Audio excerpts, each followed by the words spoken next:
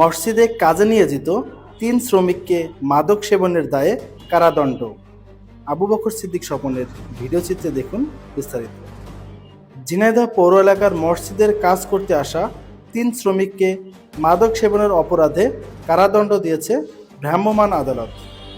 বৃহস্পতিবার দুপুরে পৌর এলাকার পভাটি ৪ রাস্তার মোড় সংলগ্ন দক্ষিণপাড়া জামে মসজিদ এলাকায় যৌথ অভিযান চালিয়ে তাদের হাতে নাতে আটক করা হয়। আটককৃতরা হলেন ঝিনাইদহ মুরারদহ গ্রামের আবু কালামের ছেলে ইয়াসিন, উদয়পুর গ্রামের আব্দুল সাত্তারের ছেলে এনামুল এবং শৈলকুপা উপজেলার ভাটই বাজার বৃত্তিপাড়া কাশেমের ছেলে সোহাগ। তারা পবাহটি দক্ষিণপাড়া জামে মসজিদের নির্মাণ কাজে শ্রমিক হিসেবে নিয়োজিত ছিলেন। অভিযানে নেতৃত্ব দেন জেলা প্রশাসকের নির্বাহী ম্যাজিস্ট্রেট মোহাম্মদ হাবিবুর রহমান।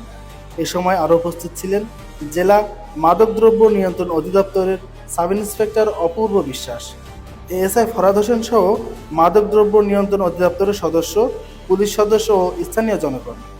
ভ্রাম্যমাণ আদালতের নির্বাহী ম্যাজিস্ট্রেট মোহাম্মদ হাবিবুর রহমান জানান, মাদকদ্রব্য নিয়ন্ত্রণ আইন ২০১৮ এর ৩৬-এর ৫ ধারায় প্রত্যেককে ১৫ দিনের বিনাশ্রম কারাদণ্ড ও ১০০ টাকা করে জরিমানা অনাদায়ে অতিরিক্ত ৩ দিনের বিনাশ্রম কারাদণ্ড প্রদান করা হয়। তিনি আরও জানান, মাদকের বিরুদ্ধে এ ধরনের অভিযান নিয়মিতভাবে অব্যাহত থাকবে।